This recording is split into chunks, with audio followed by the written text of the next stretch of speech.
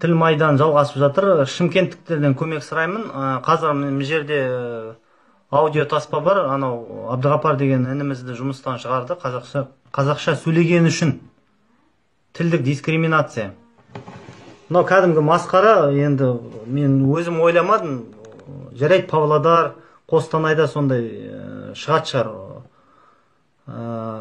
Бірақ Шымкентте қазақша сөйлеген үшін жұмыстан шығару деген, бұл деген масқара енді. Ассалаумағалейкум қазақ елі. Міне бүгін маған Шымкенттен хабарласты. Қазақша сөйлеген үшін жұмыстан шығарды. Қуатаға ассалаумағалейкум. Вайсам.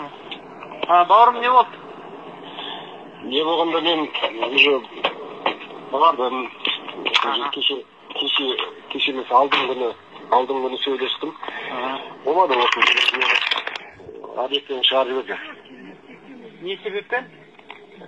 Сол жаңағы мен өткенде хабарласқаным ғана. Иә, қазақша неткен үшін, иә?